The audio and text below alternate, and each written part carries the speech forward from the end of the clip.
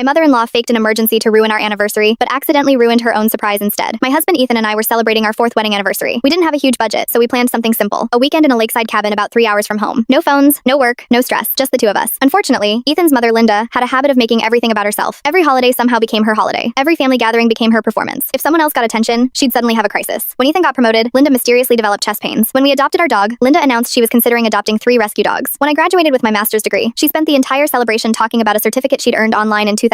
So when she heard about our anniversary trip, I knew she'd try something. Sure enough, the day before we left, she called Ethan crying. Apparently, she had slipped in her kitchen and hurt her ankle. It might be broken, she sobbed dramatically. Ethan offered to take her to urgent care. Suddenly, she said she was feeling much better. Funny how that worked. The next morning, we drove to the cabin and finally relaxed for exactly 6 hours. Then Linda posted a photo on Facebook. She had rented a cabin, not just any cabin, the cabin directly next to ours. Her caption read, "Some people think marriage means abandoning family. Luckily, I know how to enjoy life by myself." I nearly choked on my coffee. Ethan stared at his phone and said, "She cannot be serious." Oh, she was serious. Within an hour, she was knocking on our door. She claimed she was just taking a walk. Then she somehow ended up sitting on our porch. Then she suggested we all have dinner together. On our anniversary. Ethan finally told her no. She acted wounded and left. But she didn't stop. Every time we went outside, she somehow appeared. Fishing by the lake, walking the trail, reading a book near our cabin. At one point, she literally waved at us through her binoculars. I wish I were joking. That night, I came up with a plan. See, Linda loved feeling important, but she loved being included even more. The next morning, I posted a photo of Ethan holding a folded piece of paper. The caption simply said, "Still can't believe what happened last night." That's it. No explanation. No details. Nothing. 30 minutes later, Linda was texting nonstop. "What happened? Are you okay? What's the paper? Why won't anyone answer me?" We ignored everything. Then Ethan posted another photo. This time it was a picture of the lake with the caption, "Some opportunities only come once." Now she was losing her mind. Around noon, she finally cornered Ethan in the parking lot. He casually told her that a local property owner had approached us. Apparently, he was looking for someone to buy several lakefront cabins before they hit the market. A private opportunity. Invitation only. Complete nonsense, of course. But Linda didn't know that. Her eyes practically lit up. The rest of the weekend, she became obsessed. She started introducing herself to random property owners. She wandered around asking people if they knew about exclusive cabin investments. She even tried convincing a maintenance worker that she was a serious real estate investor. The poor guy had no idea what she was talking about. Meanwhile, Ethan and I spent most of our time relaxing by the lake and laughing every time we saw her speed past in her SUV chasing another imaginary lead. The best part came on Sunday morning. Linda proudly announced she'd put down a non-refundable deposit on a much more expensive cabin rental for next summer because she wanted to build local connections. The place cost nearly 3 times what she'd planned to spend. She was convinced she was positioning herself for some secret investment opportunity. There wasn't one. 2 weeks later, she finally asked Ethan for the contact information of the mysterious property owner. Ethan told her he decided not to share it because the man valued privacy. Linda went completely silent. Then she realized she'd spent an entire weekend chasing a deal that never existed. She'd wasted hundreds of dollars, annoyed half the town, and completely ruined her own vacation. Meanwhile, Ethan and I got exactly what we wanted. A peaceful anniversary, and the funniest family story we've ever had.